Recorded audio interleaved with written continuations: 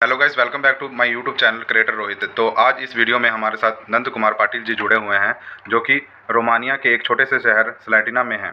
उनका वीज़ा कैसे लगा और कितने दिन में इनका वीज़ा लग कर आया, आज हम इनसे जानने की कोशिश करेंगे। और कितनी इनकी सैलरी लगी, कितना इनका पैसा बन जाता है, और रोमानिया में लोगों को आना चाहिए कि नहीं आना चाहिए, आज सारा हम इनके साथ डिस्कस करेंगे। तो नंद कुमार जी, आपका बहुत बहुत स्वागत है हमारे यूट्यूब चॅनल पर। तो आपका जो एम्बेसी में इंटरव्यू हुआ था वो कैसा हुआ? माझा इंटरव्ह्यू दिल्ली एम्बेसीमध्ये झाला. त्यामध्ये मला 3 क्वेश्चन्स विचारले. ओके एम्बेसिडरने इंग्लिशमध्ये, रोमानियाचा एम्बेसिडर होता. ओके त्याने मला विचारले, काम काय करतोस? मी त्याला ओके. सांगितलं वेल्डर आहे म्हणून. ओके त्यानंतर मला म्हणला, तुझे वय काय? मी ओके म्हणलं माझे वय 29 आहे. ओके आणि म्हणला कोणत्या सिटीमध्ये चालला आहे? मी म्हणलं स्लॅटिना ओके सिटीमध्ये जात आहे. ओके। तो नंद कुमार जी, जब आपका वीज़ा इंटरव्यू हो रहा था वहाँ पे, तो क्या आप वहाँ पे बिल्कुल नर्वस थे? हां, नर्वस होतो, कारण मला माहीत होतं की तो इंटरव्ह्यू मध्ये रिजेक्ट बी करू शकत होता. एम्बेसिडर त्याच्या हातात होते की कुणाला पास करायचं किंवा कुणाला नापास करायचं. ओके त्यामुळे सर्वजण नर्वस अवस्थेत होते. Okay okay.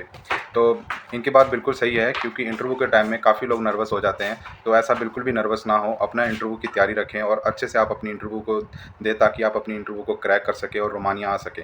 तो नंद कुमार पाटिल जी, रोमानिया आके आप खुश हैं कि नहीं हैं? आहे की खुश आहे. खुश हैं। तो यहाँ पे आपकी सैलरी वगैरह कितनी बन जाती है? रोमानियामध्ये लेमध्ये सॅलरीचं हे करतात. इथे आम्हाला वेल्डर्सनी 33 ते ले सॅलरी दिली आहे. ओके ती इंडियाची 60,000 पर्यंत जाते. ओके। तो इसमें आपको फूड और अकोमोडेशन हाँ. वगैरह भी प्रोवाइड किया होगा कंपनी ने? हां, कंपनी अकॉमोडेशन और राहण्याची आणि जेवणाची सोय कंपनीकडे असते. ते आम्हाला 300 लेमध्ये देतात. ती इंडियाची काहीतरी 5,500-6,000 रुपये होतात. ओके। तो कैसा लग रहा है आपको रोमानिया आके? चांगलं वाटतंय. यहाँ का वेदर वगैरह वेदर वातावरण सगळं चांगलं आहे. ओके। और हमारे जो एक बार खुल के सब कुछ बता सकते हैं? हां, रोमानियामध्ये वातावरण आणि हे असल्यामुळे इथे इंडियन कामाला यायला सगळ्यात भारी आहे. कारण इथे शनिवार रविवार सुट्टी असते, 5 दिवस काम असते, 8 तास ड्युटी असते, त्यामध्ये ब्रेक असतात कंपनीचे. त्यामुळे इथे कामाची बी प्रोसेस चांगली आहे आणि अनुभव बी चांगला मिळणार. एक्सपिरियन्स ज्या कंपनीमध्ये काम होईल तिथे कामाचे वर्किंग किंवा तेथील आपल्या इंडियन मुलांना एक्सपिरियन्स चांगला भेटेल. परत इंडियामध्ये जाऊन जर काम करायचं म्हटलं तर ह्या कामावरती तुम्हाला चांगला पेमेंट आणि चांगली कंपनी भेटून जाईल इंडियामध्ये. ओके। तो जैसे कि यहाँ पे एक चीज़ देखी जाती है कि यहाँ का वेदर एकदम से चेंज हो जाता है, ठीक है, और उसके बाद एकदम से मतलब कभी गर्मी हो जाती है, कभी सर्दी हो जाती है। तो जब आप इंडिया से आए थे तो आपकी किस तरह की तैयारी थी? आप बता सकते हैं कि आप क्या क्या साथ में कैरी करके आए थे, क्या क्या लेके आए थे? सारे हमारे ग्राहक को एक बार बता दीजिए। हां, इथे इंडियामधून येताना 3 सीझन असतात, थंडी, पाऊस, बर्फ. त्यामुळे आपण स्वेटर इंडियातनं आणू शकतो. आणि महत्त्वाचा म्हणजे इथे मसाले, आपले इंडियन मसाले मिळत नाहीत. त्यामुळे घरातून चटणी आणावी लागते. चटणी, चिकन मसाला वगैरे असं मसाले इंडियातून आणावे लागतात. किरकोळ गोष्टी इथं मिळत नाहीत. त्या गोष्टींना आपण तिकडनंच घेऊन यावं लागतं. इथं मिळत नाहीत आणि ते जर पाहिजे असतील तर इंडियावरून मागवण्यात लई महाग पडतं. ते आपल्याला जास्त पैसे जातात. त्यामुळे तिकडनंच घेऊन यावे लागते. अच्छा, जब आपका वीज़ा लग गया तो वीज़ा कितने दिन में लग के आपको पासपोर्ट मिल गया था? इंटरव्ह्यू झाल्यानंतर आमचा विजा 8 दिवसानंतर लागला. त्यानंतर आम्ही 15 दिवसामध्ये आमचं विमानचं तिकीट मिळालं आणि आम्ही 15 दिवसात रोमानियाला रवाना झालो. ओके। जब आप एयरपोर्ट में एंट्री करते हैं तो क्या वहाँ पे भी आपकी कोई पूछताछ वगैरह होती है? क्या क्या डॉक्यूमेंट्स आपको कैरी करने होते हैं? हां, आपण एअरपोर्ट ज्यावेळी एंट्री करतो त्यावेळेस तिकीट घेऊन जेव्हा जातो तेव्हा उधर तिथे इमिग्रेशन चालू असते. त्या इमिग्रेशनमध्ये आपल्याला वर्क परमिट आणि आपलं पासपोर्ट डॉक्युमेंट सगळं दाखवावं लागतं. त्यानंतर त्या पासपोर्टवरती आपल्या इमिग्रेशनचा शिक्का भेटतो.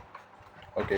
जब यहाँ पे आप रोमानिया में एंटर होते हैं तो एंटर होने के बाद भी यहाँ पे भी आपकी पूछताछ वगैरह वगैरह सब होती है? हां, जसं इंडियामध्ये वर्क परमिट डॉक्युमेंट चेक केले तसं इथं रोमानियामध्ये बी इन आउट चेक करण्यासाठी तिथे बी सिक्का पडतो आपल्या पासपोर्टवर. तिथे बी इमिग्रेशन चेक होतं. तो यहाँ पे कैसे सख्ती से होती है कि बिल्कुल नॉर्मल जैसे इंडिया में इमिग्रेशन वगैरह चेक करती है वैसे ही? नाही, इथे जरा जास्त म्हणजे ह्याच्यामध्ये घेतात डीपमध्ये. त्यामुळे चेकिंग फुल करतात आणि मग सोडतात. ओके। तो आप और कुछ कहना चाहेंगे हमारे दर्शकों को? या माझ्या भावाचं यूट्यूब चॅनल आहे. याला सबस्क्राईब करा, लाईक करा, कमेंट करा आणि हा चांगलं मार्गदर्शन करणार आहे. पुढील पिढीस चांगलं प्राधान्य आणि यांचे व्हिडिओ बघितल्यानंतर तुम्हाला इथे रोमानियामध्ये यायची अशी इच्छा होईल. त्यामुळे याचा कॉन्टॅक्ट नंबर घ्या, पर्सनल कॉल करा, काय विषय नाही. भावाचा विषय hard. Thank you so much Nand Kumar Patil ji. तो जैसे कि अगर आपको कोई भी क्वेरी करनी है, मुझसे कोई भी बात करनी है, तो आप कमेंट बॉक्स में आप अपना कमेंट छोड़ सकते हैं और मैं उस कमेंट का ज़रूर आपको रिप्लाई करूँगा। आपके मन में कोई भी सवाल हो, किसी भी रिलेटेड सवाल हो, मैं आपका सॉल्व करने की पूरी कोशिश करूँगा। और मेरे चैनल को लाइक, शेयर, सब्सक्राइब जरूर करें। तब तक के लिए थैंक यू। गुड।